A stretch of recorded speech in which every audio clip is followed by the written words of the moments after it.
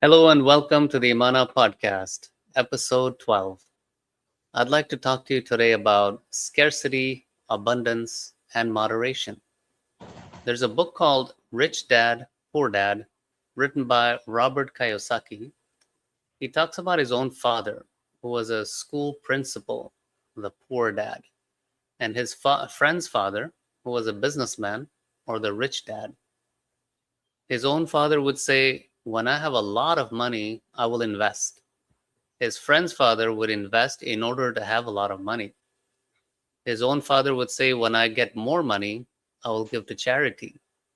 But when the rich dad would come upon hard times, that's when he would give more to charity.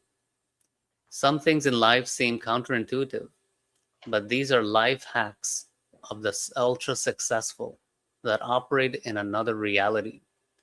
My father used to tell me about the inspirational story about Jamnalal Bajaj. He walked away from a fortune with nothing but the clothes on his back. He started his own business from zero and became extremely successful. We know about Elon Musk. He's known as the richest individual in the world today. However, he often sleeps on a couch in his factory or on the floor under his desk. Can you imagine that? What can we learn from these people? Humility is a character trait of successful people, as is integrity, in the example of Jamnalal Bajaj. Another life hack is, if you want to know something well, teach it. We all know things, but some people think that by teaching others we'll lose our value. That's simply not true. Share what you know. Knowledge increases the more you share. Another trait is to be present. This is easier said than done. Have you noticed how some people are there, but they are in their own world? It's a skill, one may say, is an art form, to be present, patience and perseverance through adversity. That's a mark of character. If you simply focus on these fundamentals, friends, you don't have to chase success. Success will chase you. People who come from a scarcity mindset will hold on to things. Some people have the knack or gift to find good deals. They pile up large storehouses of things they will never use. If you don't use your gift to help others, if you don't share, those gifts will turn into a curse. How many times have we looked at our own situation and compared it to others around us? Friends, think about 1,000 years ago. What the wealthiest emperor couldn't dream of, you have at your fingertips, at your disposal today. We're sitting in different parts of the world right now, talking to each other in real time. We sleep in the softest beds. Our homes have heating, cooling, indoor plumbing, bringing us cleanest water to drink. Should we not be sincerely grateful for the abundance we have? Or will we look at what we don't have and live in misery in our own minds? Let's hear from Dr. Arun Sharma about how the attitude of gratitude helps improve our health. Dr. Sharma? Namaste, everybody. Gratitude. We should always be thankful for whatever we have. It's not what we want to have, but what we have. If we are satisfied, we are living a life better than even the richest person. When the richest person started, as he was mentioning, Jamnalal Bajaj, he started with nothing. His family background was very poor, and he was only thinking about how to become rich. At the same time, his own mother explained to him, it's not by storing or gathering more money, it's by giving that you become rich. He didn't understand that in the beginning. Giving means it's not just giving the money away, but it's giving opportunities to people to thrive. When he associated with more people and helped more people to thrive, they all helped him in a venture that got promoted so easily because everybody, so many people were involved that became a big institution and it started growing from one to another and more and more businesses joined his own circle, and he became one of the richest person in India. Like that, when I started my life, I was also working as a government servant, as a photographer, and I was living within my means. And I was all the time looking for opportunities to become even better in life, making more money than what I was making. But then it was my wife who reminded me it's not how much you make, it is how well you engage yourself in life that automatically helps you to become a feeling of a rich man. I am rich. That feeling you will get by when you help others. Between the two persons, one who is helped and who is helping, whose hand is above? The person who is giving, his hand is above. That's how we started. With whatever we had, we called some more people and helped them. I started a youth employment service kind of a organization where I used to tell people don't look for jobs, start giving jobs to others. Then you become the boss. They could not understand, and that's why we had classes. Youth employment service means yes. When people say, "Do you have a job?" When you go for searching, no, no. When they say no, you say yes. That's what youth employment service meant. And when we got that opportunity, and we gave more and more people ways to make money. Small businesses can be made big business if you involve more people into it. A potter, one who was making pots, he gathered some more potters together and he started a potting company. It, they all had different skills and they put together, and some different shapes of pots were made. Clay pots, and then colorful pots, and different shapes of pots. Then from pottery they came to design dolls, different clay dolls. So many things they could get into when they got into a group. When you are alone, you are wanting to become big, you cannot become big. One when you a teacher in the Gurukula used to tell another person, he drew a line. How can you make this line bigger without touching this line? Students were puzzled. Oh, how can I make this line bigger without touching this line? They could not understand.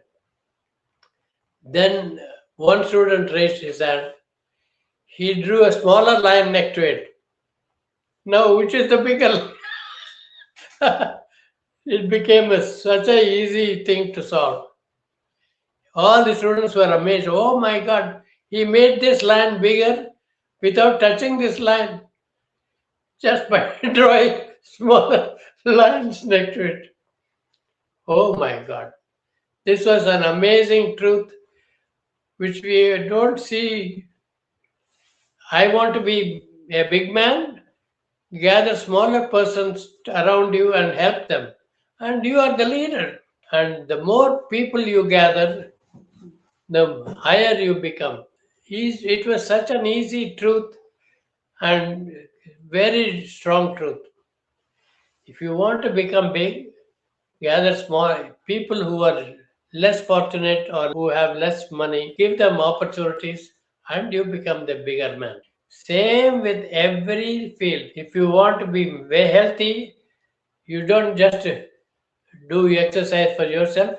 Start a yoga class or start an exercise class and teach others, and you become more enthused in correcting others and showing it to them that this is the way you have to do exercise. You improve your quality of exercise and you enjoy the period of exercising. Not when you do it alone, you don't enjoy it so much. When you have so many others practicing with you, you become the leader and you start doing the exercise even better and still better. Every field has the same thing. Comparison with others.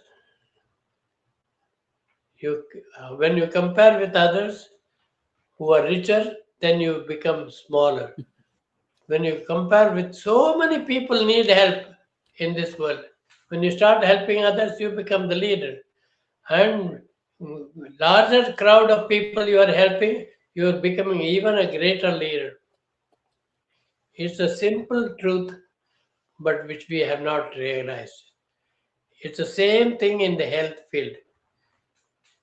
So many people are thinking they are healthy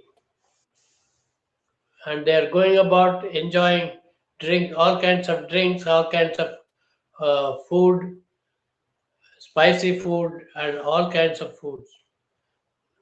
Varieties of food, so countless varieties of food are there. Then they want to show others. They don't enjoy the food unless they show it to others that they have got something special. Yeah. Is it not a big joke?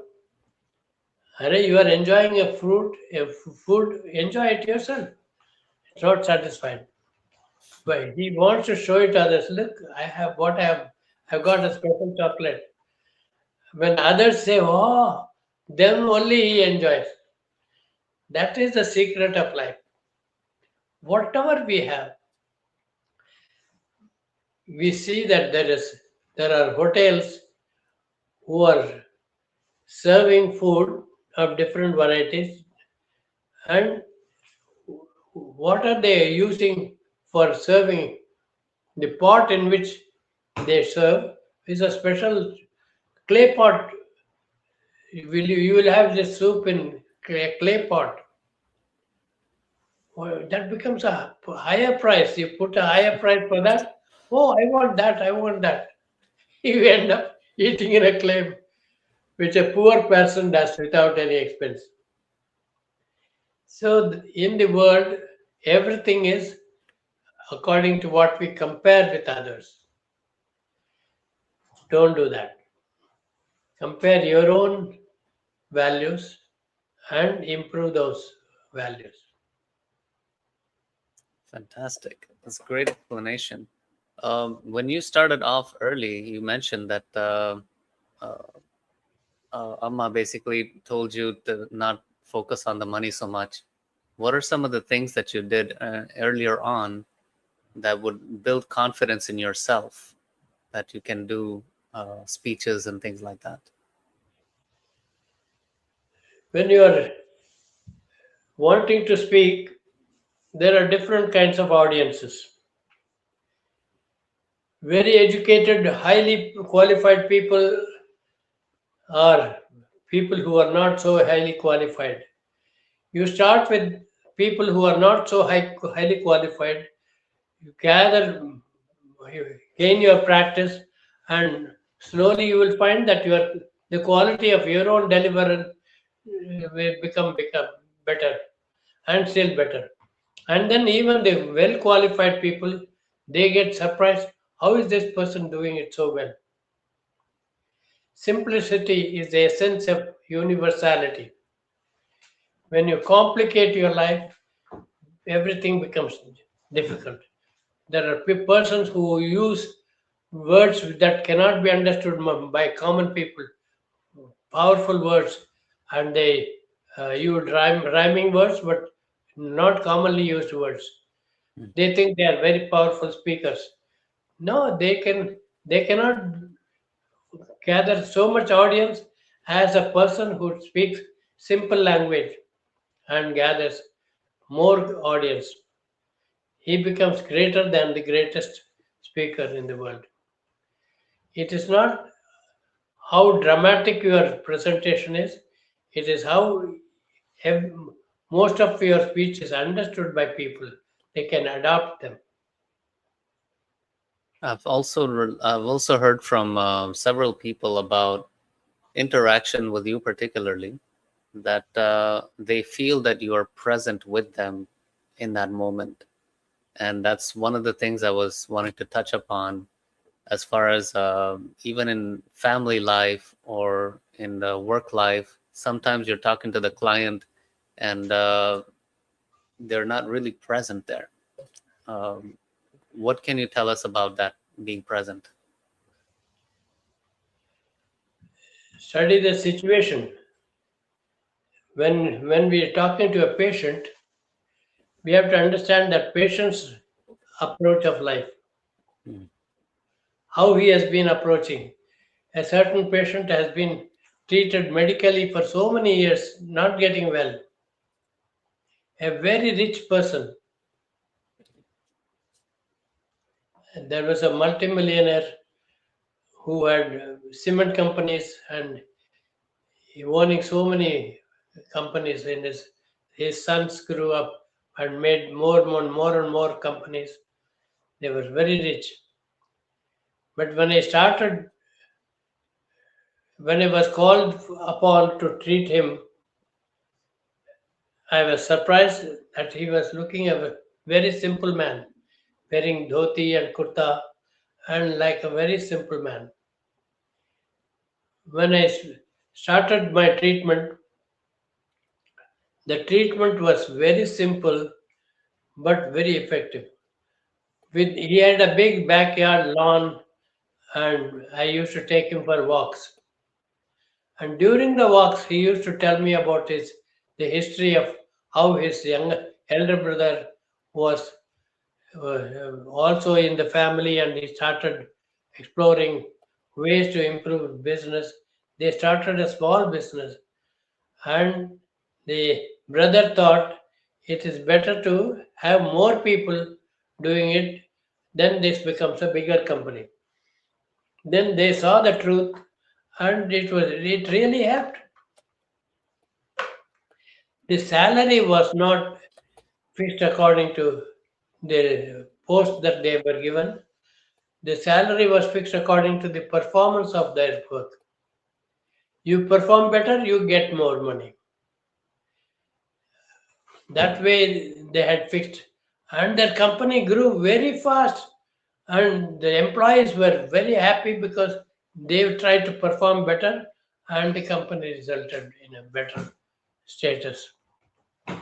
All these simple truths, how does it relate to health?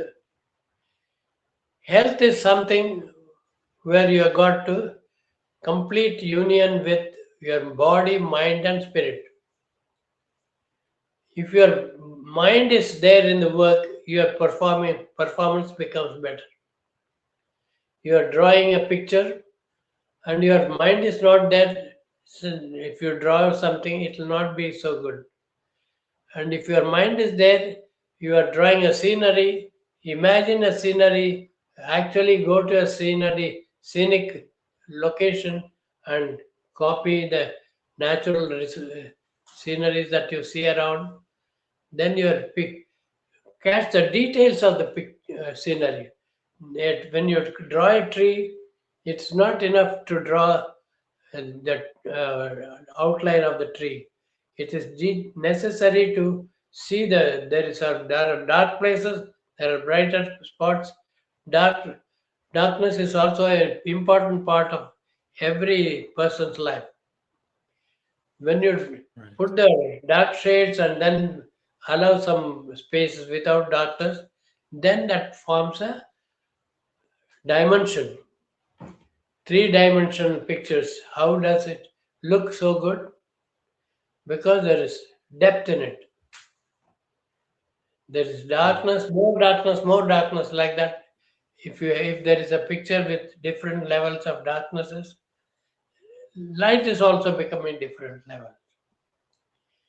The same thing is how is applied in your health also. When you don't, when you see the symptoms of your disease, you list them, and every time you work on improving those capacities. I'm not able to stand up. Then you sit in a chair and try to stand. You are able to stand better, and then you do it so many times and gradually reduce the height of the chair, and you are able to sit and stand from the ground. Come to that level also. Everything else is comparative, and we have to work on that periodically. We must record all our work, record what we have to do, record what you have done, and see, record the results. This helps everybody, the richest to the poor. I used to have a chart. Have you done walking? Have you done running? Have you done pranayama? Have you done sunbathing? Every time we mark it, and then at the end we add up and we have a number. This number is so useful, we didn't know that. The medical industry is flourishing because of these numbers. They have diagnostic measures, and they say you have this disease, that disease, and they record that, and when they give medicines, that symptom is gone or reduced, and then they record it and they show you that you took this medicine, this disease is reduced.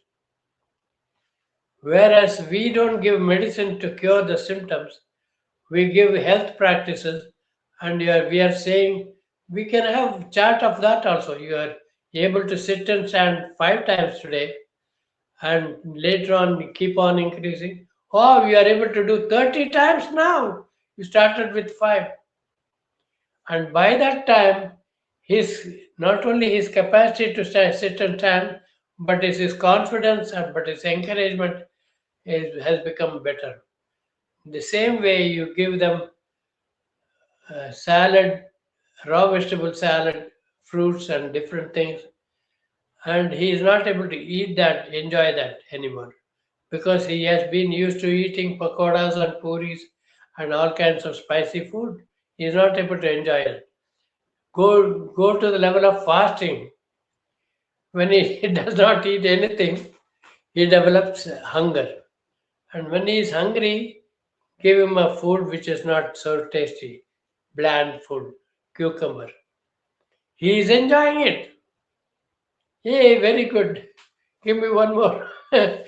At a time when he was sick, he was not enjoying anything like cucumbers. Give me pakoras or puris.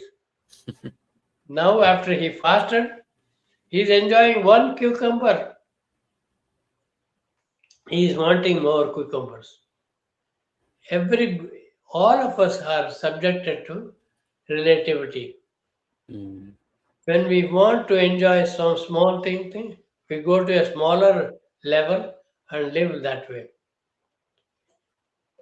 We can achieve everything in the field of health, but go step by step.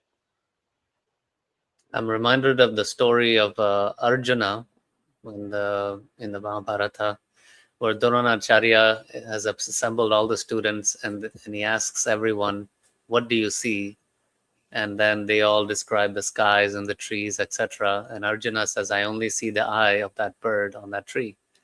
So that having that sharp focus, how can we get there? Does meditation help to clear out all the other distractions from your mind? Goal of life.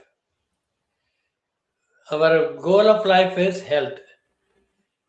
Health has got so many aspects: physical health, mental health, spiritual health. Nobody thinks about the spiritual health.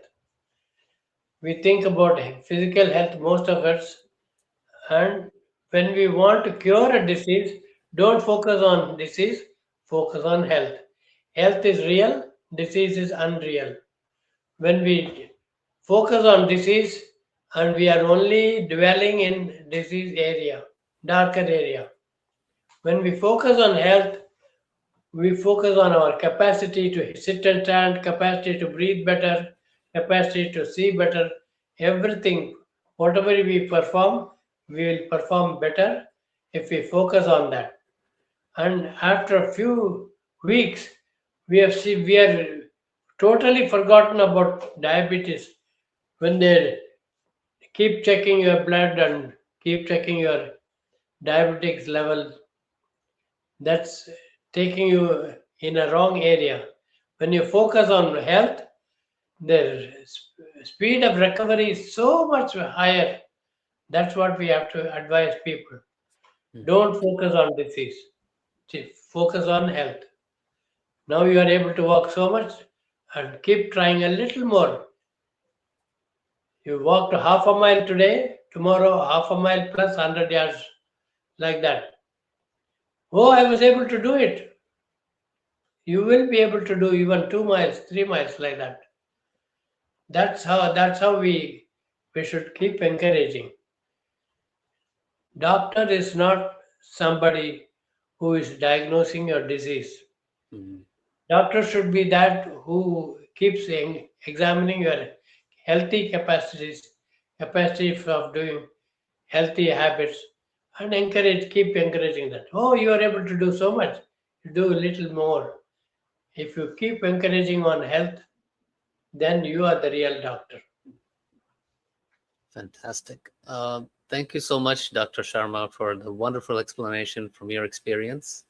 This part of the interaction with the patient is called bedside manners from the allopathic doctors also. We have a full cast of medical doctors today. I'd like to introduce our first guest, Dr. Archana Satyam, to the stage. Welcome, Dr. Archana. Sorry. Archana. Namaste. Namaste, Faragji or Arunji. Big namaste. So can you tell us a little bit about your background, please? I hail from a whole family of allopathic doctors, starting from my tata. I was naturally drifted towards same streams, and I have completed my MBBS from the 2003 batch, and followed by specializing in emergency medicine, and that's what I practiced for a couple of years. That's my educational background. I understand you were practicing in Hyderabad, is that right? Some of the top That's right. hospitals there. Yes. What were some of the hospitals that you were practicing in Hyderabad? I practiced in Apollo and Yashoda, Somajigoda, as well as care hospitals from Banjara Hills. Oh, These were the hospitals I've been in. Yeah. My Wow, last what working was- place was care. what was your upbringing like with your family? I came up was brought up with a lot of sickness and diseases in the house. Hmm. From my maternal uncles or aunts or mom, dad, or mama, tata. In the house, there were a lot of diseases, and there were always tablets, always. And I grew up in this, and for everything, my favorite mama had a box and a tablet, and for everything he used to offer, out of love, out of affection, he used to offer medicines. Whenever somebody had a problem, pop comes a tablet or a syrup or something. किसी को constipation है, किसी को कुछ है, pop comes a pill or a syrup. So I grew up in this. I had my own health issues, and I handled it also very similarly. I think up until the age of 30 or something, 25, 30 tak, this was my process of how I dealt with my health and how I looked at this also. So until last year. I'm 40 years old now. Okay. So I'm talking 10 years ago. Right. So then what happened after that changed your perspective? There were obviously some key areas, key pages in the life events which really take you to question the fundamentals of what you're practicing. One was me observing the critical care patients itself, their case sheets talking about consistent addition of newer names in their past history. There is in the case sheet, there is a column for past history in a case sheet, and consistent addition of newer names in the past history. And it led me to question, who is at wrong, the doctor or the patient, or is it just the flow of life itself that new names just get added and we have no reason or logic to it?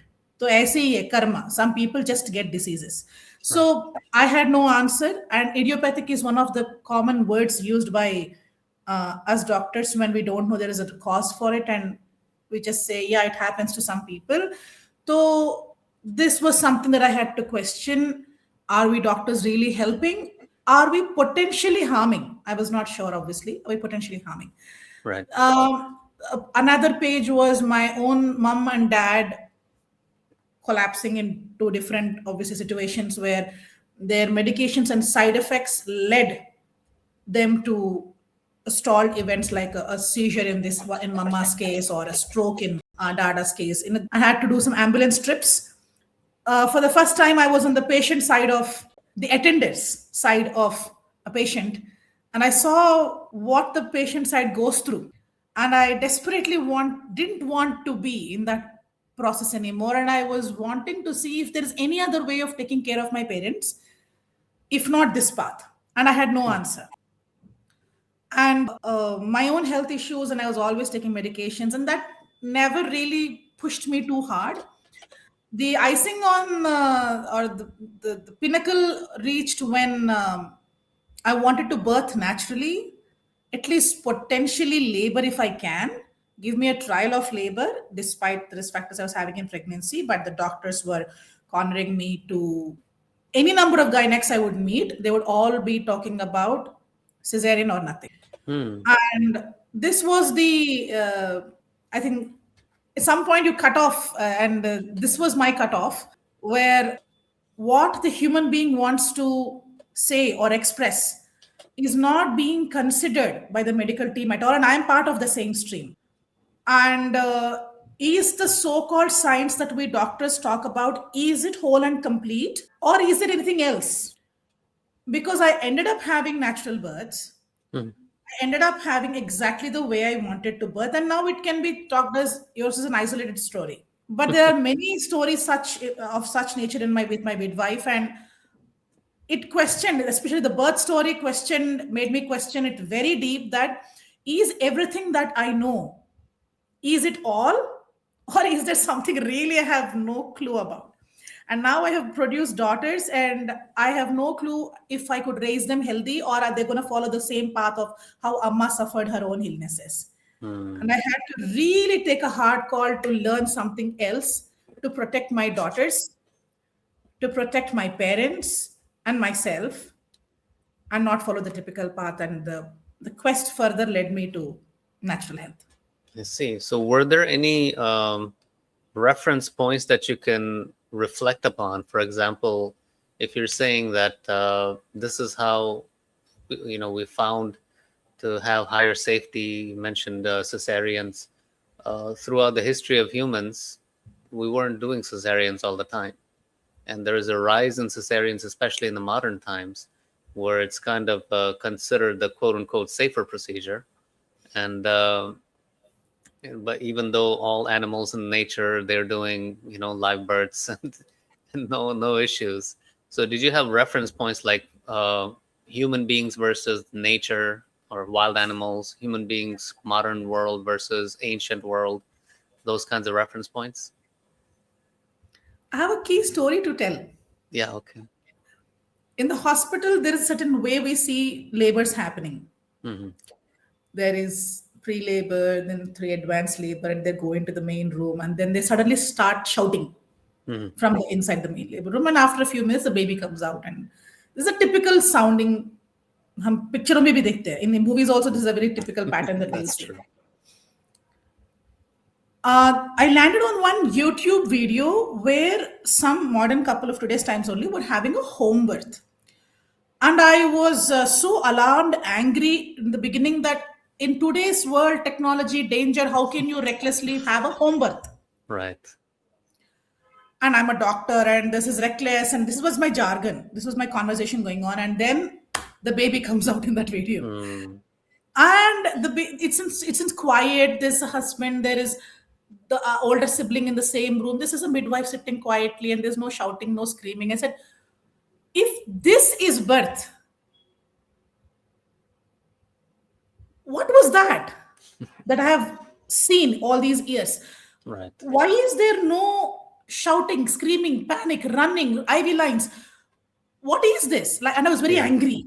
I was very angry, and this is like, I think this was very wriggling moment for me, because for years I've seen this from my medical school, when you're training, and even emergency में जो delivery हो जाते हैं, all that you're seeing, and then this you see. I said, ये क्या है? Is it unreal? But ये real है. These are real people, real birth, real story, and the baby is out of the water and it's on the mother.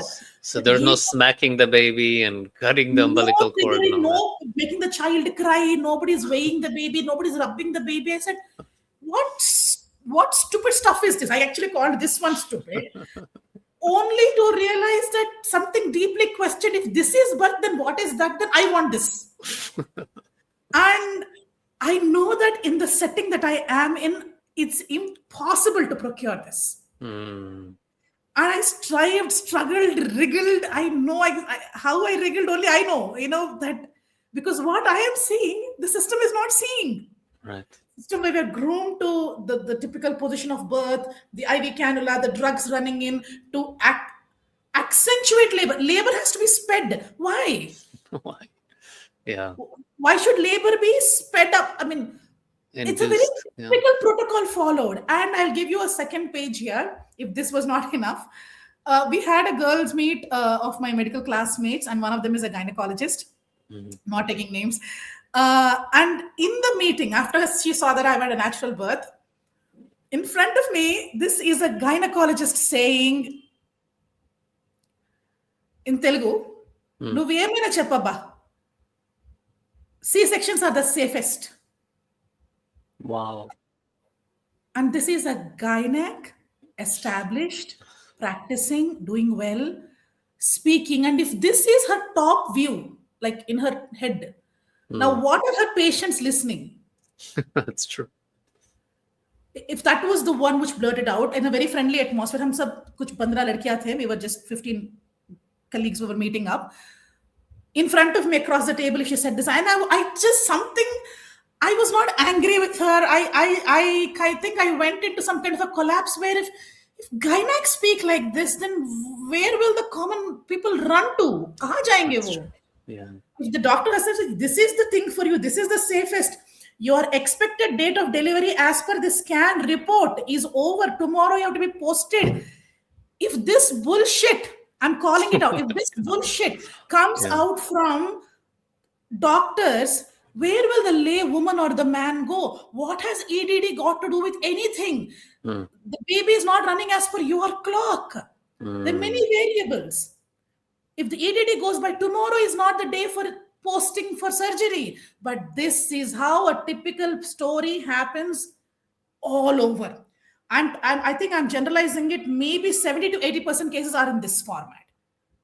Wow. Okay. I have seen my own nurses, my clan, when I was in the practicing medicine, the nurses talking about the male nurses talking about, my wife was posted today for surgery, madam. Why? The EDD was yesterday, madam. Why? The EDD was yesterday. That's a reason for surgery. Right. And the doctors are doing this. Right. Ethically, morally, whatever thing. I have no clue. I've heard this so many times. It gives me jitters. And that this is the kind of respect we have for the body, for the growing life, for the thing that is thriving by itself inside. Right. You want to determine the date and time. Even muhurat. Oh God, some people. That's another extreme. So Sure. I think these are the biggest which really shook my insides. I don't know. It really shook my insides, Farooq. Wow. So would you specialize in educating people of the ill effects of long-term medications and things like that? What are some of the pushbacks that you received? The standards that it's quite upsetting is, but the doctor said this is lifelong condition. But the doctor said you should never stop this medication. Yes, by the way, this should not go out and get read wrong. Yeah, we're not giving any medical advice here. You should combine it with the corrective steps. Then, under able guidance, you should come out of long-term medication that you're on. This should not be misread as drop your medicines. No, that is not what I'm giving out in a public platform. But this is a typical thing that I get back is medications shouldn't be pulled off, or my condition is permanent. And the saddest, again the insights churning point only again for me is when they say, the doctor said this is permanent, and I'm like, yuck, they believe whatever we say. Because we're coming from that voice, from that authority, and we sound like we know best, we know everything, we know what all there is. The truth is no, Right. we don't. And we don't, and most of us, Kadu, the truth is we know about a lot about diseases and their management. We don't know how to bring them back to health, Mm. arrive back to health. So disease को manage करते रहते हैं, sugar को manage करना, BP को manage करना, some numbers को manage कर रहे हैं, and then we are only complicating the picture for them. So I don't want to rush it. This has to be very slowly taught. And if anyone's listening, it shouldn't just get bombarded. So I'm looking at it like whatever we doctors say is taken as written as the Bible, or Right. and it upsets me that our voices have such authority, such power, and now these people have believed it as their life's biggest truth. Right. That becomes quite a thing for me to maneuver through while I want them to reverse their condition, or you can come out of it. wo dobara to put that seed in takes effort, because the earlier voice has strongly influenced their mind. So like the medical wisdom or standard of care that they've established over time, they're basically basing it on an average, right? And we know from historical precedents that medical establishment has been wrong so many times. They have a consistent track record of being wrong on so many points. Like DDT that they used to spray on people, and they used to prescribe mercury as medicine. They didn't find anything wrong with cigarettes and smoking, and all the quote unquote safe and effective. I'm not going to say the V word. So those kinds of things are being pushed throughout. And so they know they've been wrong many times in the past. But what is the mechanism in place to prove them wrong by an average person? Like an average person says, I believe what you're saying is wrong. What is the mechanism to challenge the doctor? Debate platform, anything at all? Nothing. So that's a fundamentally flawed system. Yeah. I see. If as a doctor, this was me full term walking downstairs of my apartments, I'm thinking, if as a medical doctor, educated, who can converse, who can make a logical reasoning with their gynacs, if this is my plight, where will some other department people, forget about uneducated people, other department people, the IT or teacher or educated log hai, but where do they have the voice to combat that kind of voice which says we are evidence-based medicine? That's true. Do I know or you know? You have nothing to counter it, but to bow down. And there's no accountability either. There's like, especially if you're talking about in the US at least, since 1986, there was a law passed by the Congress. And it was basically an immunity shield for vaccine manufacturers, people who give vaccines, all of those guys. It's basically a blanket protection for them that you can't sue them.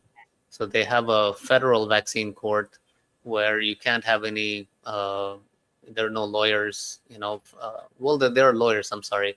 There are no judges, there's a special masters, and there is no discovery you can do. You can't sue the vaccine manufacturer, so the Department of Justice provides the attorneys for the other side, and all the panel of experts will come and gaslight you and say, no, what you're experiencing is just, something other than vaccines. Have you experienced anything like that in your field where people have been damaged? There's a concept called primum non nocere, which is supposedly part of the Hippocratic Oath, which says, above all, or firstly, do no harm. Right? So that's supposed to be the oath that the doctors are supposed to take. How do they deal with that when the patients do get injured, and what kind of explanations do they give to people?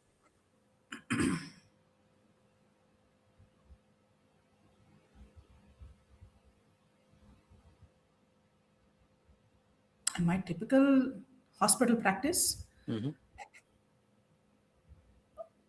we have naturally taken a signature in the beginning that we are allowing you to treat us, and no matter what happens, we're not going to blame you. Okay. So this This is disclaimer, this is the the first waiver. thing. Okay. हो गया है वो. That is done. Okay. And now, when still events happen, yes, there is rage. I have been subjected to, and I have witnessed it on several occasions in the hospital, because deaths do happen. Matlab, whatever best efforts you do, deaths do happen. And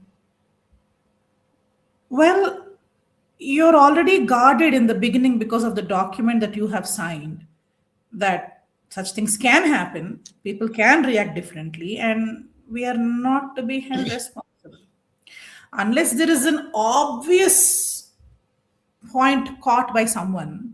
Hmm. These things just go. I see. So each incident, I can see them brushing it off aside. But what happens when there's a whole lot of people experiencing the same effects of drugs or such and such, right? In a community, there used to be, at least in the United States, there was this vaccine adverse reaction reporting system, the VAERS database, and they found that it's less than 1% updated, according to a research done by Harvard Pilgrim, and paid for by the NIH. And so they found less than 1% is being updated. Is there any such signaling databases in India that they record? Nothing, huh? Yeah, that's disturbing. It is. And when at the post-COVID era, there were two phases I've seen with my clients. One part I've seen were the ones subjected to the concoction of medications for treating COVID. Mm-hmm. There was a combination of 3 to 5 drugs on everyone. I see.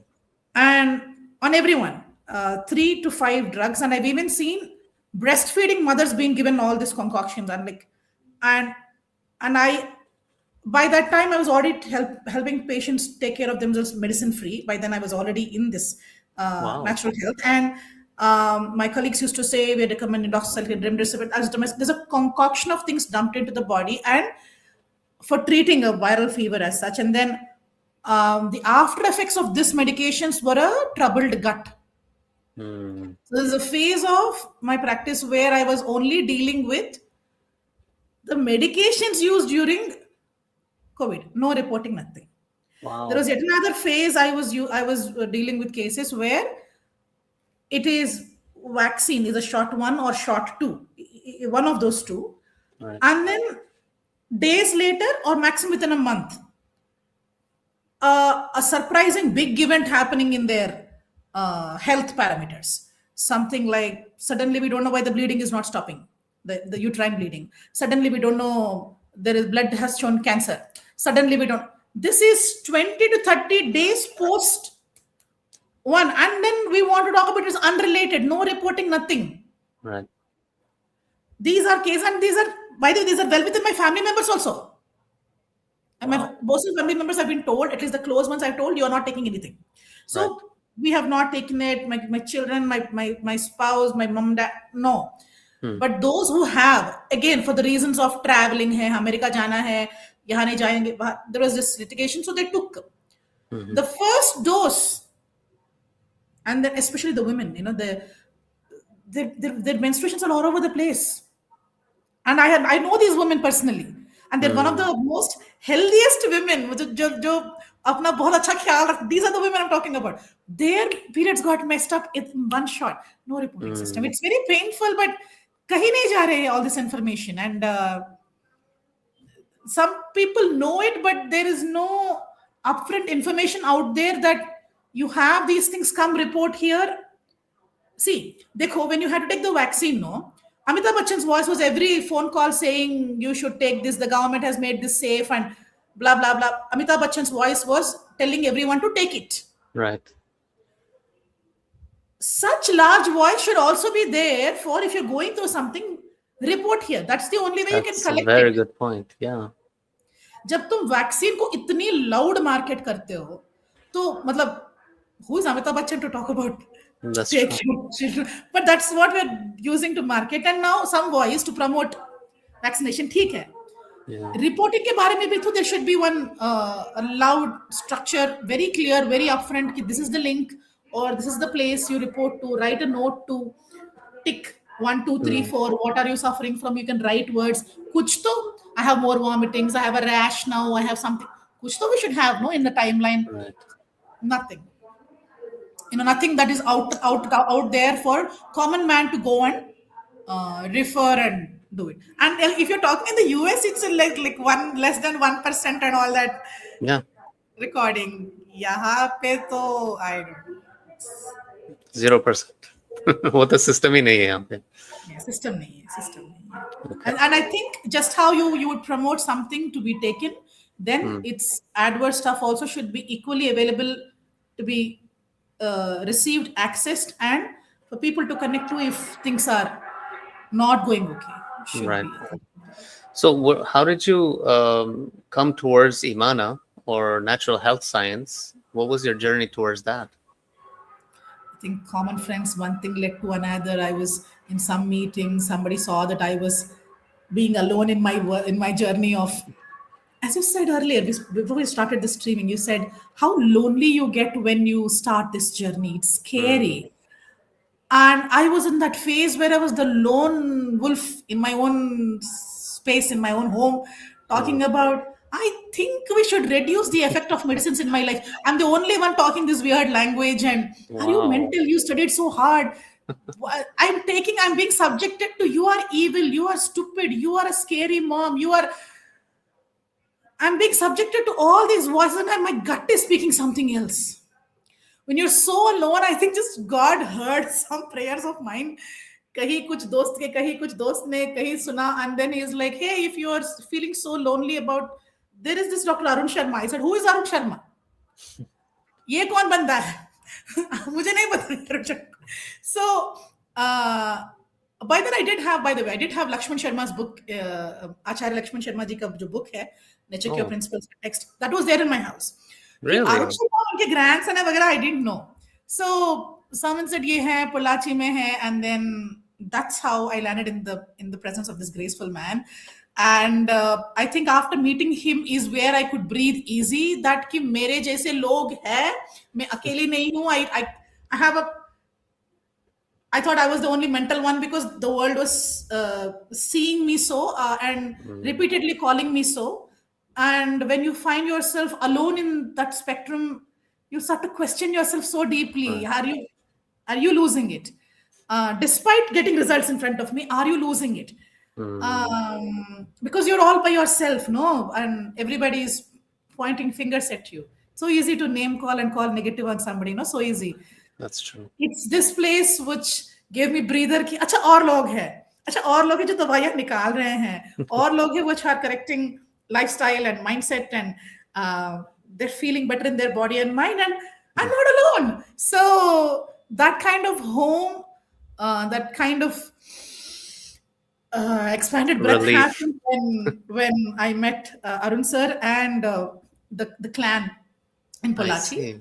And I got some life into the practice, some belief, and not belief, it's just some room, air. Belief to tha hi. I got to breathe free, sir. You found your clan. Yeah. Fantastic. That's fantastic. There are lots of projects that we're working on more recently so in IMANAH.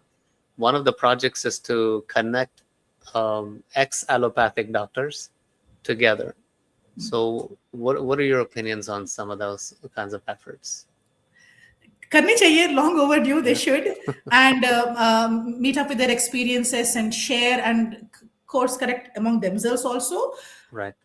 And that's like base number one, I think, and base number two should be somehow creating it a curriculum for little ones, Yeah. and creating it in the curriculum for young doctors, that this is a possibility for you as a patient. Opt this, if not opt this, एक education एक allopathy में ही जाना चाहिए. It should, you don't understand any Hindi?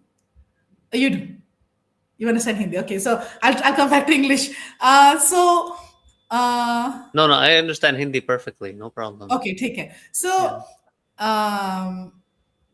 I think those are the two key steps that I see when we talk about doctors coming together.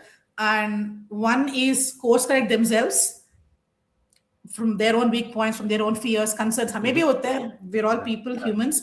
And because we're so brainwashed into educating ourselves in some other stream, unlearning and coming here is one Herculean task. You're shedding away all your I don't know what all you hard work so hard to acquire. So it's very hard to. I think I took my own sweet time to shift the gear. The identity shift ho jata hai. Something collapses in you, something is rebuilding in you, and you don't know where to start again. And where will your rupai come from? Because that's what you study for. You studied hard to secure a certain payment model, Right. income model. That's what you all studied for. That's true. Now that's gone. So what to do next is, most doctors can't make this shift because they're so beautifully established. To shift kaise kare? They got So student loans. They have debts they yeah, have to the cover. loans, the hospital के ऊपर loans कर लिए, clinic के ऊपर loans कर लिए, कहाँ वो बंद करके natural health सिखाएंगे? So there are issues, and I made that shift. I don't know if others can be. It's not easy. Yeah. That's incidentally one of the projects we're working on also, like to have a consultant portal and help people establish their businesses within the natural health field. And one of the thoughts that I had was about having the ex-allopathic doctors.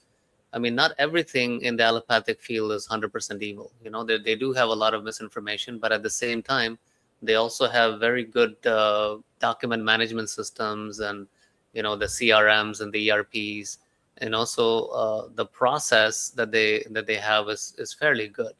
True. And I also wanted to get a panel of ex-doctors who are going to be able to understand the medical jargon.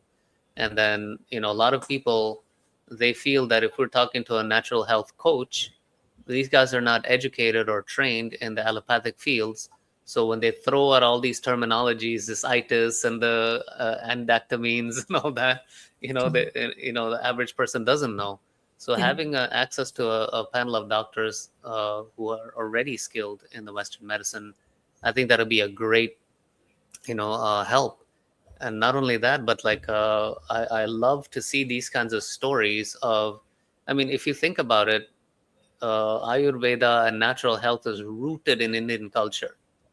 How did you allow for a foreign culture to influence you so deeply to completely abandon everything that that your culture has to teach?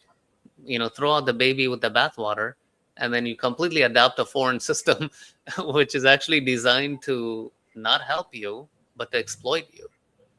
So like that's something that I think that I see that return to the roots. It's a great story, I think. So that's why I'm really fascinated with your journey, and I really thank you for sharing that with us. I'd like to introduce our next guest, Dr. Pallavi Maddukuri. Hello, Dr. Pallavi. Welcome to the stage, IMANAH podcast. And Dr. Pallavi is a MBBS, MD consultant pediatrician at Rainbow Children's Hospital, lifestyle medicine practitioner. And we're Honored to have you on our stage today. Hello, everybody. Awesome to be on the stage right now and yeah, given space to speak. Fantastic. So, Dr. Pallavi, we'd like to, as I was mentioning earlier, showcase and highlight prominent people in the natural health space, and get to know about their journey into the natural health. So then that'll inspire a lot of people based on your journey. Can you tell us a little bit about your background, please? Yeah, so I'm a practicing pediatrician now for 25 years. My journey into natural health sciences started during the COVID times, so 7 years, 5, 6 years back, when I was diagnosed with rheumatoid arthritis. So, and I didn't want to go that same route, the allopathic route. I knew the drugs I had to take, and tocilizumab, the injectable immunomodulator that they were using in COVID, was what was advised for me, and I was supposed to take it every week, which was which was frankly not the deal for me. So expensive at that time, with no permanent relief offered. I was supposed to be on meds for the rest of my life, Hmm. and it was troubled times, no, during COVID. Right, If I was to take the drugs, and that I was supposed to be taking care of myself because I would be affected most right, from other infections, and that's the most common road. Any autoimmune disease for that matter. Too many immunomodulators. The end result is multiple organ damage and infections. That's how right. you go.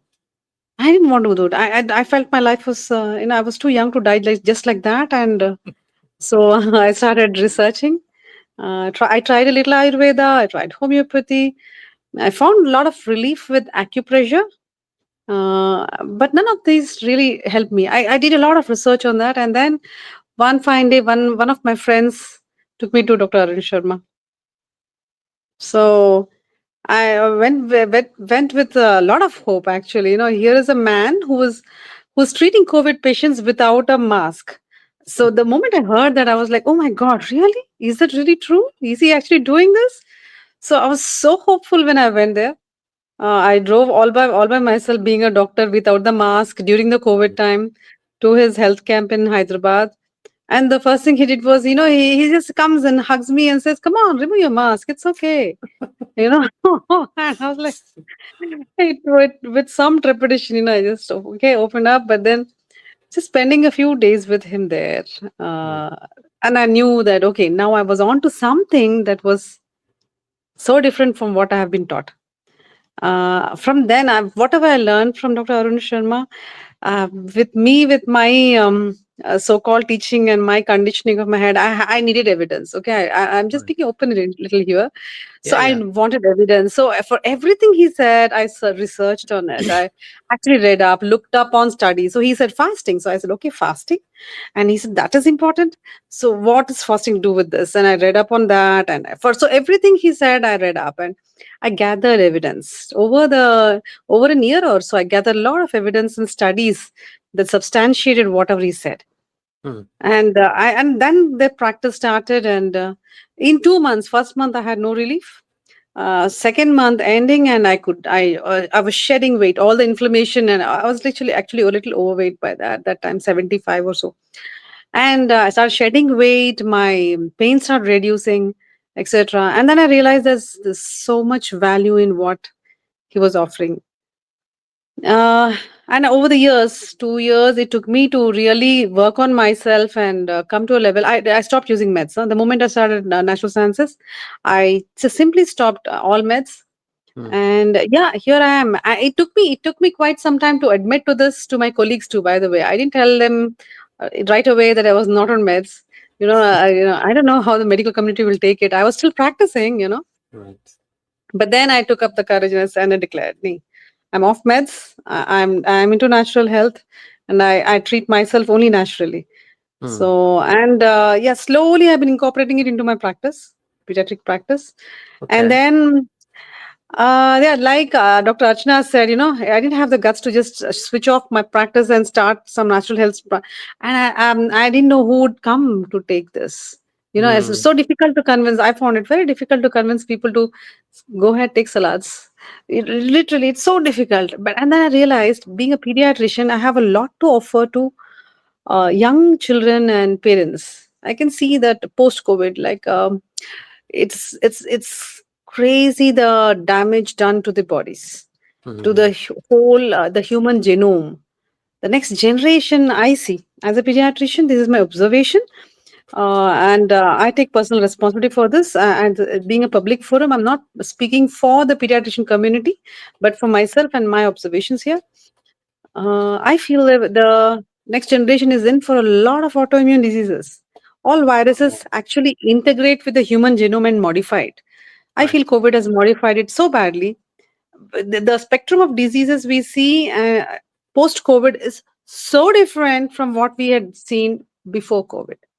It's so Mm-hmm. surprising, but wow, the whole genome system, the way the body reacts and what is presenting with. So I see a lot of kids with autoimmune disease now, small Wow. children with autoimmune diseases now. So, oh, I'm like, for me, it's so this is my passion here, that I need to change the way parents bring up their children, because Mm. to protect the next generation, Right. the next generation is in for a very short lifespan, 20s, 30s, and you're in for diseases that you wouldn't have seen when you were in your 50s or 60s. They're going to be facing it now. So that's my passion. And so then I read up on this, and the good news here is, um, modern science, or so-called allopathy, whatever, is also realizing the value of all of this. But That's then true. so-called evidence-based, so we rely on studies more. So a lot of Mm. studies are coming up showing the value in whatever is being taught. Right. No sugar, no salt, salads a lot, all of these things. So we beautiful Right. studies. The global So, burden yeah. of disease is a Right. beautiful study. I would recommend everybody to see it. It's beautiful. Gives all the information all over the globe. It's a global study Mm. about what are the risk factors for disease, and how to mitigate them. Okay, Right. so we have this branch now called lifestyle medicine. Mm-hmm. So again, it started in America, but then I'm so glad they started it sometime. It's just a few years back. It's a very new nascent branch, Right. but it's really growing very fast.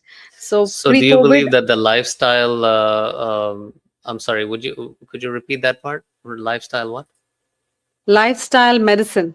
Lifestyle medicine. So, do you Hmm. believe that there's a scope then in the lifestyle medicine to be covered by insurance and be a legitimate practice that we can actually have Yep. health Yeah, coaches involved in? absolutely. Absolutely. Not that I believe there's a scope in. I feel insurance companies will benefit, because if you're practicing lifestyle medicine, you're not going to get into hospitals for other diseases. And that saves the company money, right? So, No, actually, to the that insurance extent, they company would. is not structured like that. I mean, they're not, they're there to make money either way. If there's more You got that. diseases, they'll fear people into getting more insurance. So Mhm. their business model, they're going to succeed either way. Just by No, I making think, I people think, healthier, it's not going to really save them any money. no. I think the thing is that business model for insurance companies is based on fear. Right. Uh, That's what I mean. we all fear ill health, and we Mhm. want healthy. We want to be Right. healthy. And to Yeah. that extent, we will adopt. The most people who adopt practices, healthy practices, do out of fear, more than for just healthy reasons, for just being That's true. healthy naturally. No, they don't want to do that. It's out of fear, because they want to avoid dash dash dash. They're Yeah. going to be practicing this more right There's now. That is the situation. right. There's a So to spiritual that, messaging in there somewhere. right? Yeah, yeah, absolutely. So, as a So pediatrician, how much does the parents' own habits or interference in your recommendations affect the kids? 100%. Mhm. 100%. Unfortunately, you know what? Kids are born with we were born with an innate ability and instinct to know what is healthy for you. We Mhm. naturally, we naturally tend to, choose healthy options. We, as a society, have so come out of that zone that what is not healthy is now being projected as the norm. So It's true. parents tend to say, no, why are you eating sabzi?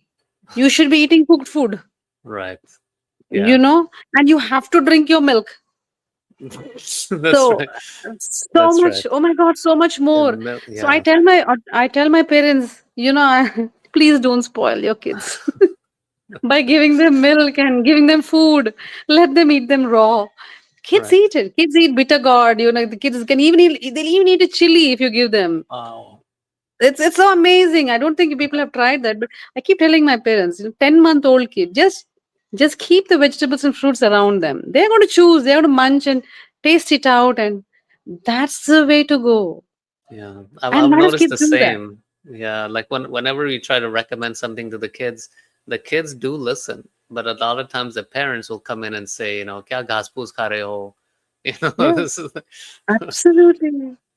So I had said this example. I had a child whom I have been following up from the time she was born, and right now she is, I think, 10 years old, and she had constipation right from birth. Okay, so she wouldn't pass a potty, and I was guiding the parents all along how to train her, what's the diet, and all along the parents are very sweet, and if she would listen to everything I said, yes ma'am, and she would some medicines were required for her at that point of time, and enemas and whatnot.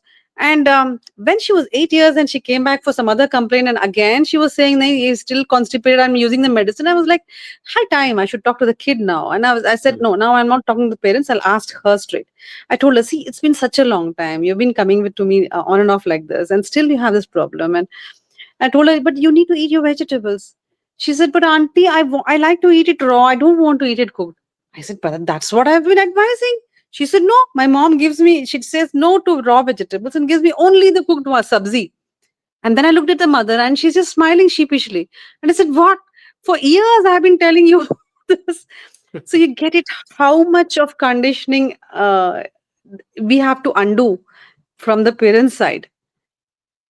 8 years the kid was willing to eat raw, and the parent thought she heard me only vegetables and sabzi. Not sabzi means the curry, but not the vegetable in the raw form. And I was like, oh my God, how much more do I have to tell for them to get it? that's true. So the conditioning to uncondition is the biggest task I face. So, what Yeah. about the other than the children's, like parents oftentimes being the impediment? What about the peers? Are you able to create like a peer group of children that are having good habits that other children can look up to, and then, create that kind of a dynamic? Yeah, yeah. It's a growing group right now. It's so heartening for me to see them. So I have now a group of my own kids who come to me regularly. They know me. They come that until, yeah, I know. I'm eating my vegetables and fruits, auntie. It's okay, you know. So that's the basic minimum that I start with. That how are you eating your vegetables and fruits, and that a little junk food is still going on. Obviously, it's not so easy to give up so fast. But then there is a group of kids who have overcome their diseases. So I have kids with Mhm. psoriasis, with arthritis, with so many other conditions. Yeah, one child, celiac disease, etc. They have overcome it just by natural methods, just by following the diet the way I told, simple principles, sunlight, exercise, whatever we teach. And the beauty is in kids, no, they respond so fast. Not like adults. For adults, it takes Right. time to see the results, right?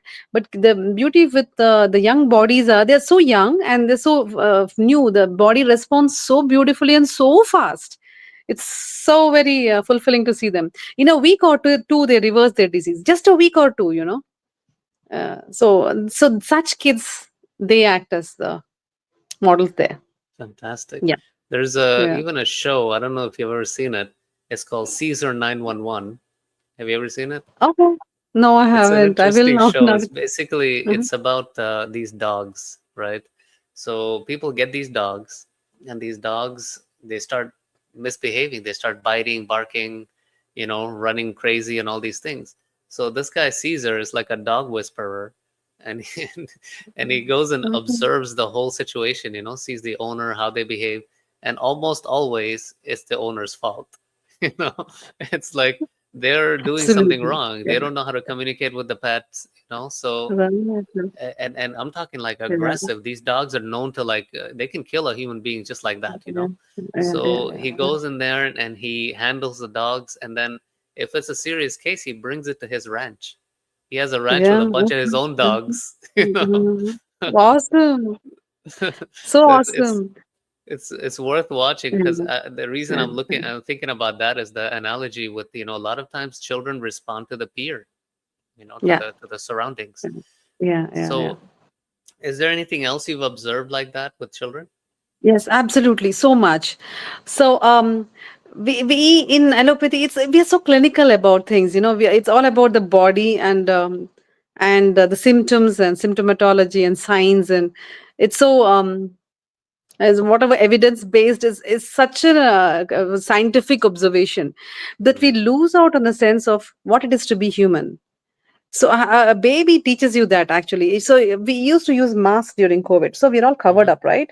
And I see when I'm seeing babies coming in, a 2 month baby or 3 month baby or 4 month baby, and if I'm smiling inside my mask, they will smile at me, even if they Wow. haven't seen me. Yeah, how? And it used to really intrigue me. I would test it out. Okay, so Right. I'd make an angry face inside, and they would respond to that. They get scared, or if I'm smiling inside, they smile back immediately. How beautiful is that? Yeah. So that a baby can catch all your nonverbal cues and knows your feelings. They respond to your feelings.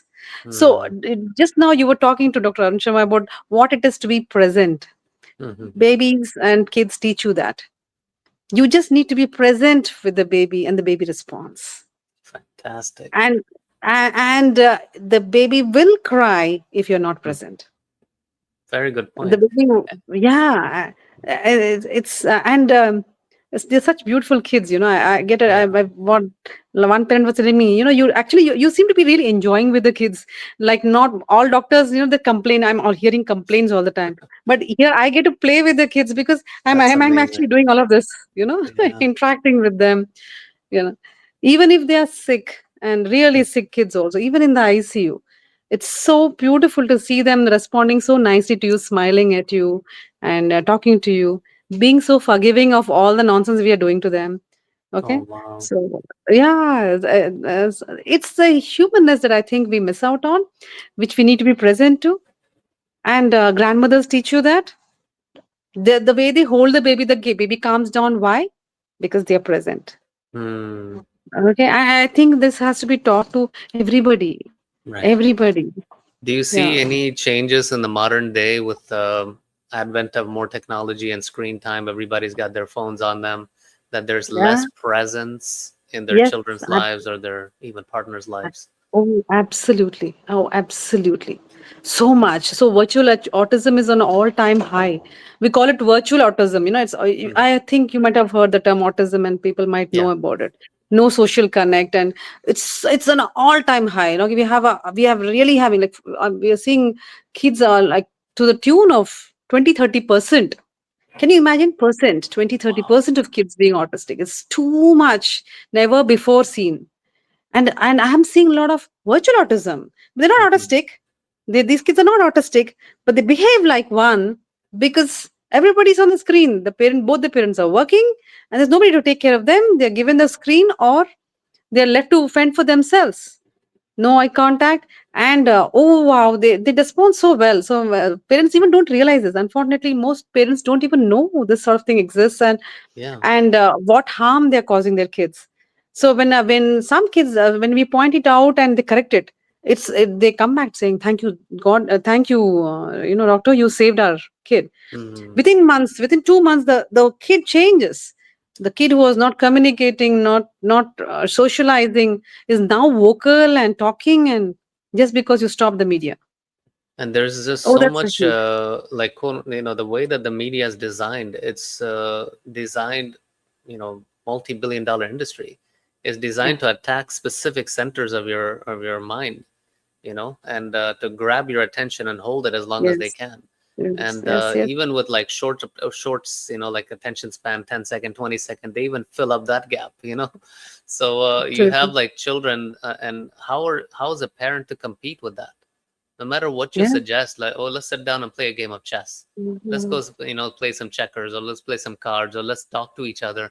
It's Mhm. boring. Oh my you God. know. No, for a young kid, in my practice, they come with the phone. The baby is having a phone and they're talking to me, and I say, please, off, off.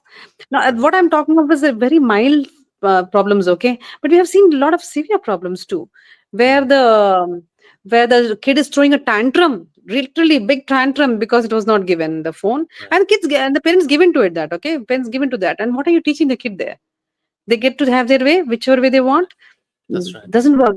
The same kid goes up to an adolescent. We have adolescents now with the same problem, into depression, into anxiety, and what to be in the psychiatric wards, to be given medicines. Right. Really, what are we raising the generation to go, for? And these are the reality, That's not coming true. out. Not most people do. Even doctors' kids. We have seen doctors' kids like this. Most doctors are busy. We are all like, busy with the practice, Yeah. not being present for our kids.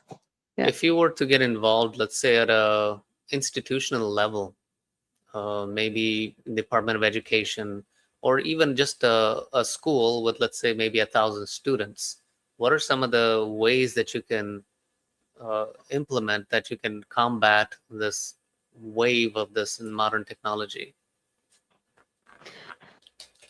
So right now, a lot of people are being sensitive to this issue, and are creating awareness. There are a lot of awareness programs going in, even from IAP, Indian Academy of Pediatrics.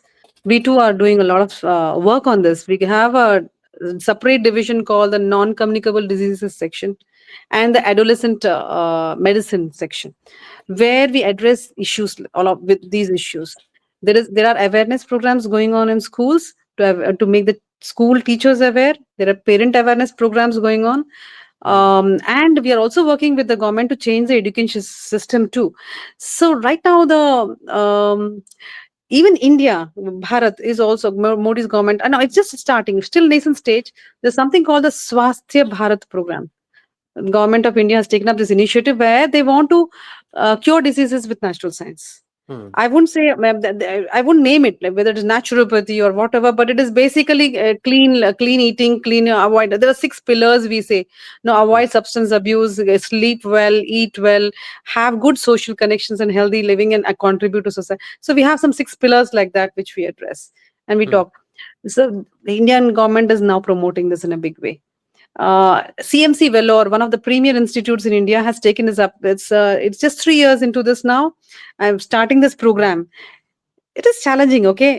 To tell the truth, it is challenging because we, even within our colleagues, it's Hmm. difficult to convince others to adopt this as a way of treating, because there's Right. no pharmaceutical company that's involved. There is no money in No this. profit. Literally, there's Yeah. no money in this. Okay, so it's not easy. People don't like it, and everybody likes their meat and everything.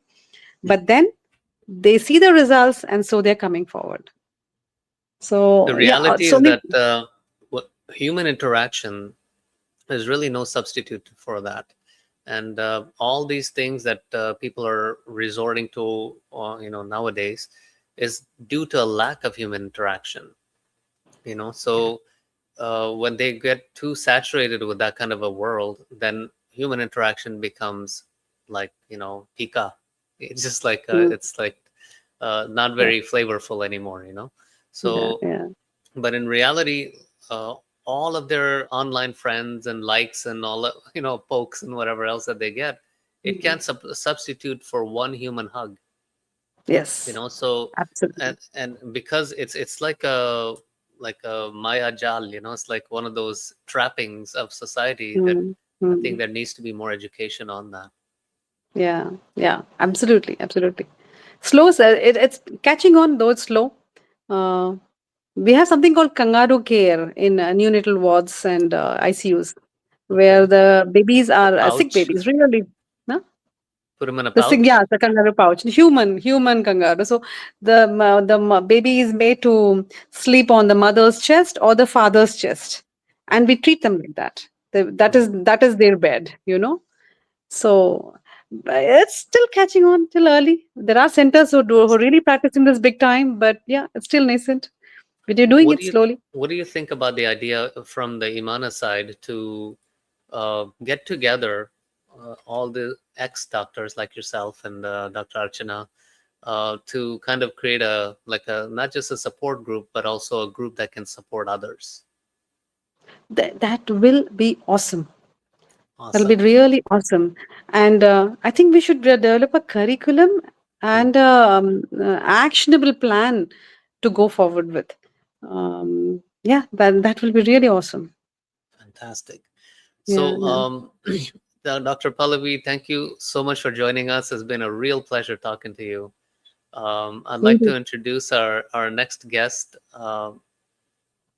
Dr. One second, Dr. Prashanthi, Yeah. to the stage. I'm very pleased to introduce you to the Imana podcast. And I believe you're in North Carolina. Is that right? New Orleans, New Oh, Orleans. you're in New Orleans. Okay, Hmm. okay. Yeah, I was misinformed. So, can you tell us a little bit about your journey? Yeah. So hey, yeah, everyone. Hello. I've been like on and off Imana platform for quite some time, and of course I know Arunji very well, and yeah. So my journey is I'm a cardiologist, like educated in South India, and then I moved after marriage, and then trained here. No, and then I'm a general cardiologist by profession.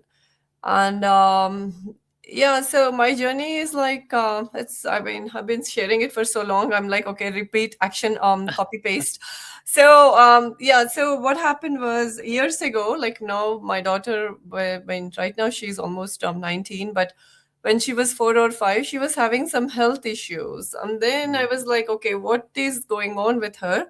And so she was having some gut issues, and just like what Dr. Pallavi was talking about, like hyperactivity, whatnot. And then something that I never saw or never thought I will encounter. So and then they were like, okay, she has this issue, this diagnosis, that diagnosis.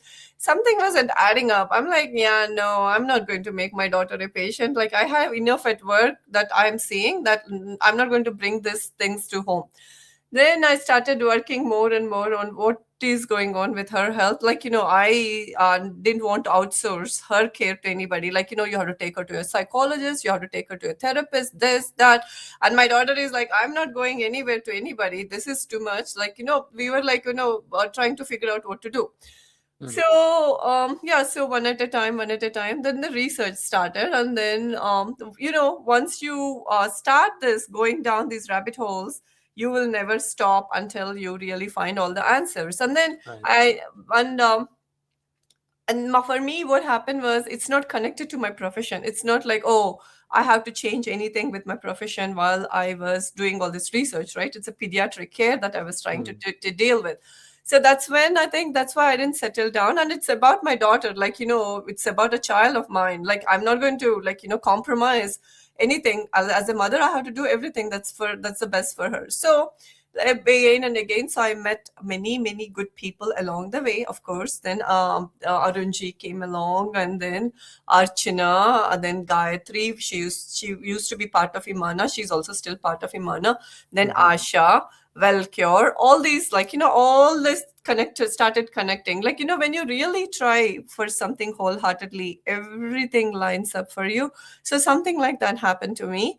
And of course, my daughter is doing very well. She's in college right now. So we didn't have to take her to any of those therapists or any of that nonsense. But Wow. then it kind of like, woke up my, my world about what exactly is going on in my field, like in my profession, medical profession, what is going on with all these kids? Why are these kids so sick? Like just like what Dr. Pallavi was talking about. And then then COVID times came, like COVID times. Then they literally locked us all up, and that locking up actually woke up a lot of sleeping giants at that point, right? So we were like sitting at home trying to figure out what exactly all these things are about, and then the whatever the government was talking about, it's not fitting the whole pattern. And then we were doing our own independent research, trying to find out what is going on, and literally it shook our world. And that's when the journey began, I would say. And totally, like, once you know it, it's hard to participate in this. It's really hard to participate in it. Like, how much, like, money is not the criteria for all these things. So Right. it's hard to, like, ignore it. And then I decided to, like, stand up. Once upon a time I was a critical thinker, like, in my in my family or in my friends group, in med school group. It's like anything will happen, like they would look up to me, like, okay, what do you think we should be doing? So when I started, or my, like, even when my colleagues and my chairman also used to be like, okay, she's a critical thinker, let her think about it, and like, let's see what the answer would be to all these things. So, but then when I started, like, telling them, like, okay, this is not right. This study needs to be looked up in this angle. This is wrong what they're doing. And then of course, I will be terminated if I question everything. So they terminated me, and I started my own independent practice, and I do what I think is the right thing to do, and I'm seeing real good results because of that. So yeah, that's in nutshell about what it is. But lot of things have changed. And yeah, go ahead if you have any questions So, regarding that. I how can did go in your depth about it, but I don't know yeah, I how would much I you would can definitely. handle all that. Oh, I can handle a lot. Okay. How was your reaction from your family when you first started to come towards the natural health approach? Family, like, I have a very supportive husband, and my parents are also my in-laws, everybody. And I mean, initially they were like, "Arey, kya ho raha hai?" Like, she took a 180-degree turn. Like, this is like, some sort of some sort of a craziness, that insanity that is going on in the house. But again, as they started seeing results, and then the thing is, like, I kept, like, and I just went this way. I didn't, like, take any kind of shortcuts or any kind of turns or deviations or setbacks, or, I didn't go back on my word. So when they saw, okay, she's very serious about what she's doing and she's persistent about it, and then the results, of course, the proof is in the pudding. So the results are there. So they saw how my daughter is doing and how things are going. And then they saw how people are, like, approaching, calling us, and then how busy I have become. Then how people are, like, talking about all these things. And so yeah, but that's what it is. But again, they also started implementing some of these changes, and they are trying to Wow. connect all the dots. So they are also seeing a lot of good results. It's not like they did total 180 degrees. Some took 90-degree turn, some took 120-degree, 30-degree turn, whatever degrees they took, they are seeing the results too along with that. So but I'm like one of those, like, if I say something, if I say I'm going to do that, no matter what, if it is going to be, even if I have to die, I'm going to make it happen. They have known me for that long, for since that long. So they're like, okay, she's going to do what she's going to say. So they're like, it's better to cooperate with her rather than trying to, label me with some other labels. Right. They're not going to win that fight. No, they're not going to win that. So yeah, I will go to any extent to, like, to make it happen if I know this is the right thing to do. So they've known me for that. So yeah. Did you ever get to play that are you a doctor card on them? Are you a doctor card on them? Yeah, no, I never used that doctor title for anything to get, like, make it happen. So no. My husband is also a physician, so it's not Okay. like that. So you can't use it on Yeah, them. yeah. So, and then every other person around me is a physician. So it's not, I don't never use that, are you, like, with my degree or anything. That's All cool. I do is, see, there is this book over here. Why don't you sit and read this book? You Fantastic. have read those books, that's fine. But this book is also interesting. Why don't you just read? Or I'm going to read it to you. Why don't you just listen to what I'm trying to tell you? Or why Right. don't you do this and then see the result, and then we can argue about it, or we can just go over this. Then they're like, oh, okay, that's fine. I mean, as long as you are, like, you know what you're doing, we're going to be okay with that. So Fantastic. I mean, yeah. you see them, like, the suspension of all of their, training suddenly. Like, what happened to evidence-based? What happened to, open dialogue? What happened to critical thinking? What about debates? Yeah, Yeah, Everything yeah. is gone suddenly. No, it's all gone. There is nothing like evidence-based. Evidence-based is entirely manipulated. Yeah. Yeah, like what kind of evidence? If you don't know how to look at it as a whole, then there is no, or like, the whole thing in a holistic way, Right. totally. And then you're looking with a tunnel vision like this, like, and that's what is evidence-based is like almost about it. That's true. So yeah, the one thing is I wanted to like say yeah, the most important thing was during COVID lockdowns, we were added to a group by of natural hygienists. I don't know how I ended up in that Facebook group. But and then I dragged Gayatri, Asha, everybody along, and then we got added to that. And then messages, like nice messages were coming along. The first thing was like, the rabbit hole I went down was HIV rabbit hole, Okay. AIDS and Right. HIV hoax rabbit hole. Right. So kids were home. I was home taking care of kids because I was off and my husband was working. So the whole day, kids were playing, biking in the neighborhood, doing other things because there was no school. And then I was watching. First documentary I was watching was House of Cards, House of Numbers, falsely Awesome. positive. One Okay. by one, those documentaries were coming along. They were all made for such long. I was sobbing. I was literally crying, like, watching those documentaries and then realizing the amount of lies and everything. Because, HIV, AIDS, there was no questioning at the time. Everything was like, oh my God, this person is positive, and then you put all That's these it. drugs and then you see them. But then you got the entire different story of it. So my husband comes home and he looks at me. He's like, "What happened? It looks like you just saw a devil or a giant, like something really abnormal." Like my face was Yeah. swollen, my eyes was like lit up.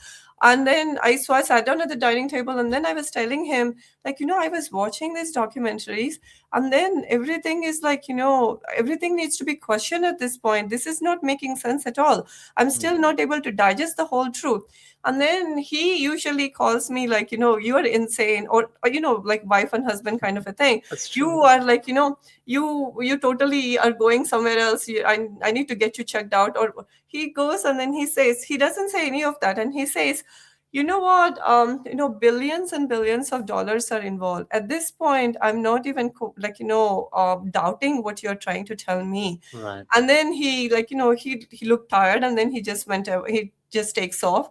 And then that kind of like, that day was like, I even messaged Gayatri. I'm like, what is this I'm watching? What is this I'm learning about all these things now? It's not even making sense. Then what about all these poor billions of or millions of patients in Africa, in the inner cities? Why are they like, what is going on? What are all these targets? Like, that's when that was like, I still remember that day. I still remember as if it happened as just like yesterday. I still remember that day. But that was like, major turning point, and then a lot of things happened. And then yeah, but COVID was a big wake up point for all of us. If a doctor hasn't woken up to, like, to the lies and everything during COVID times, Right. I'm telling you, they're very compromised, and they're literally working like, for their bread and their money and whatnot. But that's what it is, I'm telling you. If they haven't really, like, if they haven't had the courage to go down these things and understand what is going on, they're very unethical, and they're not Right. doing justice for the oath that they have taken. Do no harm. Right. That's true. They got their blindfolds on. Have you heard about the Great Barrington Declaration? No, maybe, I mean, there's so many things that I can't fit Yeah. more in my brain anymore. So what is this? So basically, the Great Barrington Declaration is a place called Great Barrington, and they have over 100,000 doctors and medical professionals who have signed an online petition that talks about the response to the COVID. Like the and you should read that. It's very interesting how I think I remember, but you know what? I think if you're talking about it, they're still lingering in see, that whole thing, all those doctors, some of them are confused about the whole virus thing. Okay. They don't understand really how body works. Then some of them are virology. selling supplements. Some of them are selling their detox products. Some of them are selling the Russian or what is that? The Chinese leek or something. So Right. they themselves, there is no unity. There is no proper understanding. The only person who can understand in depth about like any doctor would be who understands about toxicity, how body is self-healing, and every action by the body is the right step, right reaction to the conditions that we are exposing the body to. If a doctor is not able to understand these things, and no matter what they are doing, it's not helping.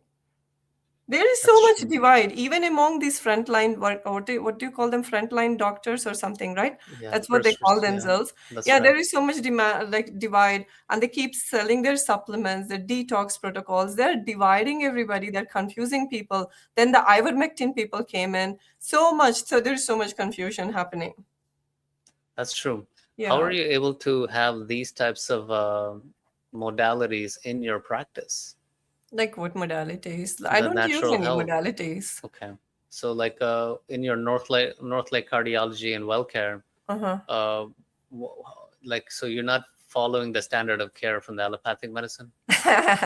No, I actually, what happens is I don't do any of that. Standard of practice, what is standard of practice? The patients are coming to me telling me that they don't want to take the drug. So if the patient is telling they don't want to take the drug, why am I forcing it? So I document everything and then I tell them.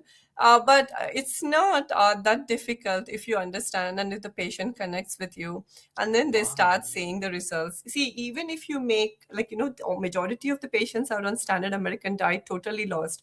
So even if you make 50% changes, they will start seeing a lot of benefits in their health and what they are doing.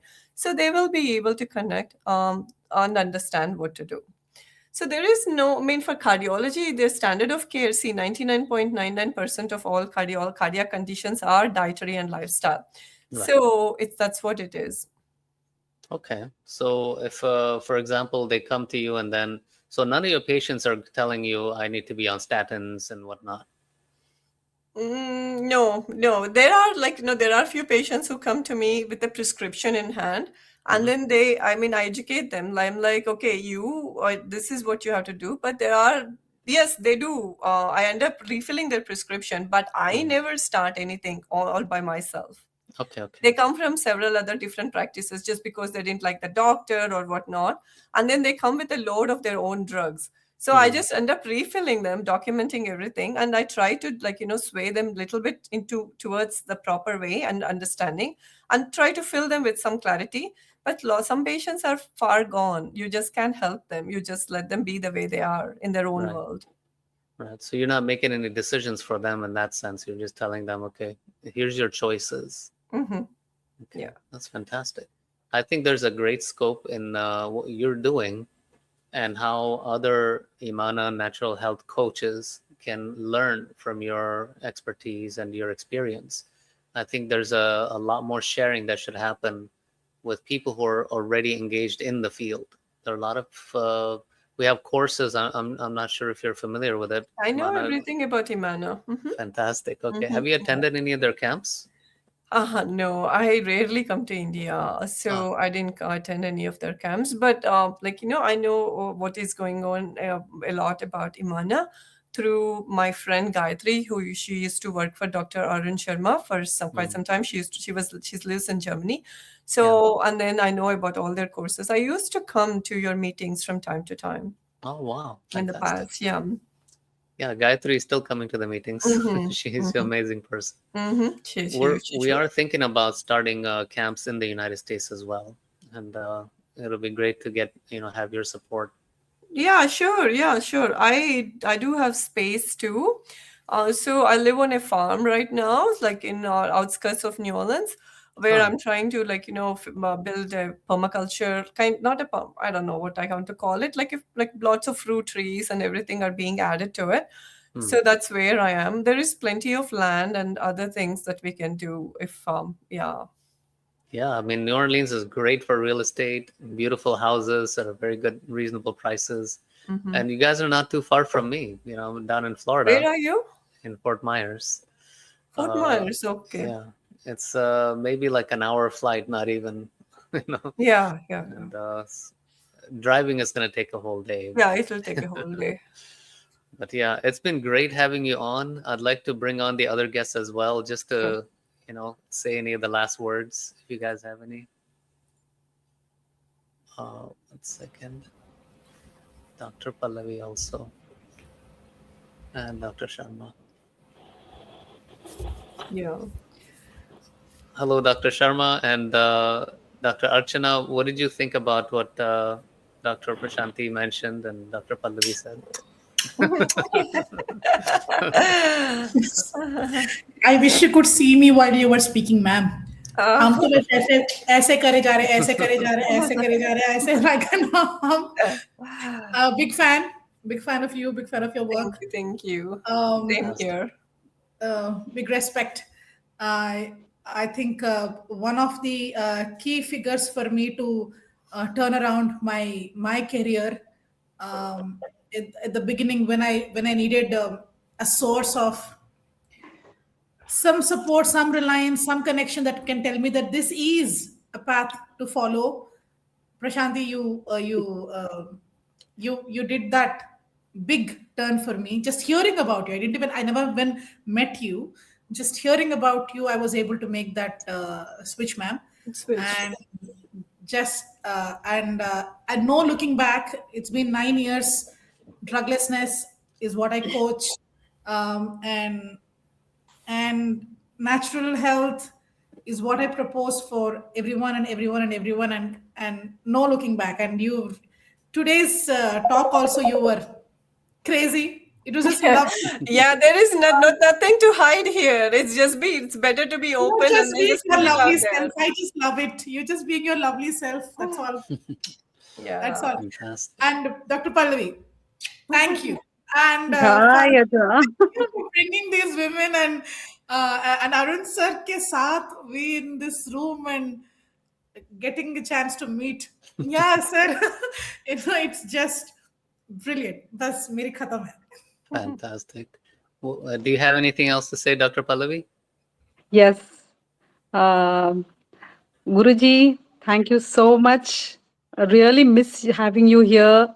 It's so nice to see you. Um, all the medicine and evidences aside, it is the presence that matters. Guruji's presence is such a healing presence. His smile, his words, they heal.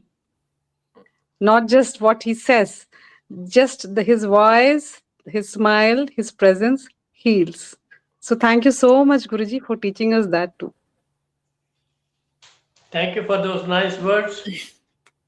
I wish each of you should start a center or start activities and link with IMANAH.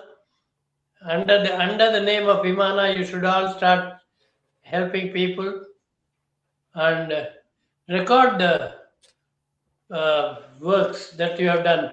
Initial stage of patients and the treatment given and the ultimate progress they've made.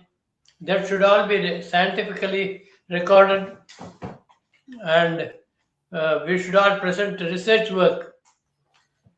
There is an Ayush ministry in India, and there are similar institutions for health in the US also. So we should all produce records, and that's the most required field in nature cure.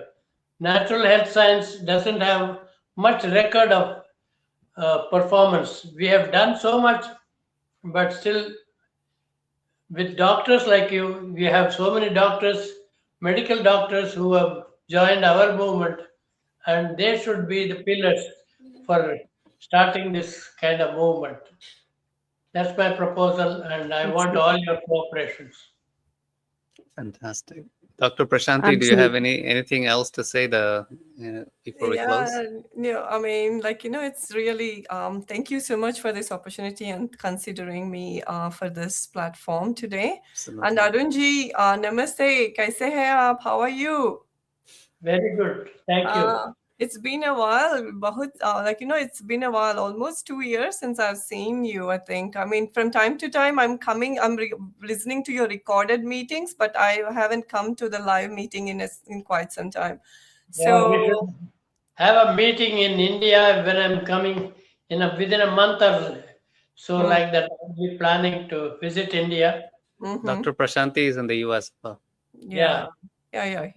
Yeah, sure. Yeah, I'm going to be like, looking forward to your meetings and other things. We send a lot of patients who are like, to your retreats and other things from WellCure so that they can understand by just like how Dr. Pallavi was saying, just his presence itself, when they see him itself, then the skepticism disappears. Entire skepticism about all these things, about all their diagnosis, everything will disappear. So that's why we tell them, okay, are you in Bangalore? Go to his program. Are you? So wherever we are always chasing Dr. Sharmaji's retreats, trying to find where we can send patients to him. So yeah, it's been very wonderful, and we all have to stand united. That's what I'm saying. Like, we all have to be in one path, united, no matter which platform we all belong to. And as Dr. Sharmaji was saying, we have to publish, and our mouth, like, our voice has to be much louder. We have to become the bullies. We are not the one who is going to be staying like subdued just because they have the money, they have the power, they have the control.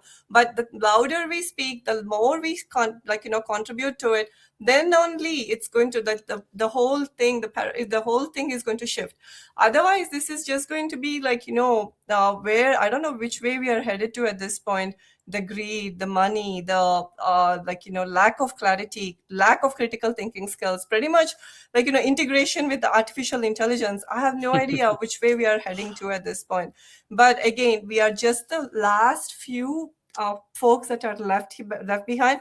I mean, the generations next following us, I don't know, they're totally clueless, but some of them are still like, starting to understand and realize, and they're connecting the dots. But again, I think we all have to keep up, like, we all have to bond more. We have to keep this up together, and we have to be much more louder than what we are at this point. And also, I'm going to ask the request. It's like, it's not just the physicians, it's the patients, it's the demand from the patients, from the health seekers. That is the one that is going to change the whole thing. Okay, don't fall for all this greed, the evil, and then your the taste buds, and then the convenience and other things. Oh, it may be a little harder to overcome the convenience part, but the thing is, like, it's just going to get so much better once you overcome the convenience step. So yeah, it's the patients who the demand by the patient is the only one that is going to, the health seekers is the only way the whole thing is going to change. Otherwise, it's just not looking too pretty at this point. Fantastically said. That's I'm glad to have all three of you here today. I'm sorry, go ahead. I want to hold a camp just for the medical practitioners who are all medical doctors, so that we can form a stronger foundation. There are so many more medical doctors in our group. We have not contacted them, but it is very good to have an experience in a camp, at least for 5 days, 1 week camp, where we can all learn and practice better and represent ourselves in a much better platform. Fantastic.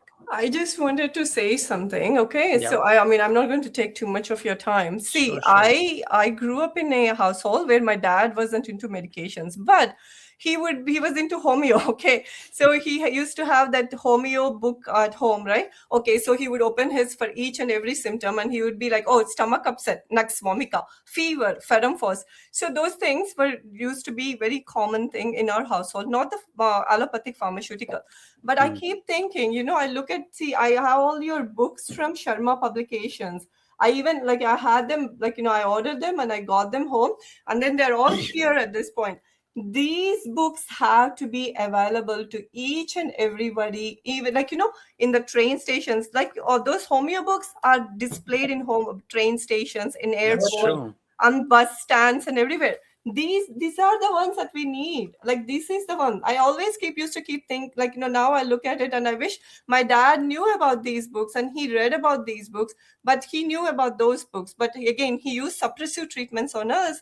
But if he had known more about all these things, he would have really dived deeper into this. Please don't stop publishing these books, because internet can be PDFs can be available and all, but not many people are able to read from them. These are the ones that really make a whole lot of difference.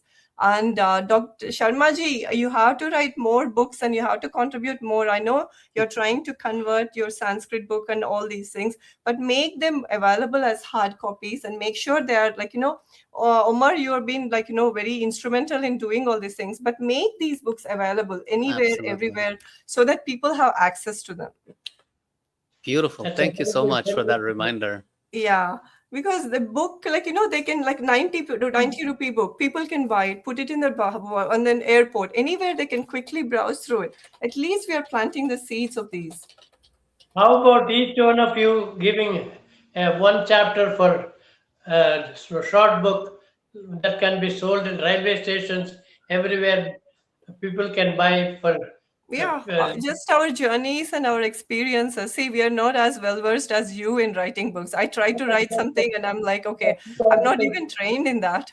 Like, my mind is like, We can always edit and make it a better one. yeah, sure, Tell we can. small stories. Yeah.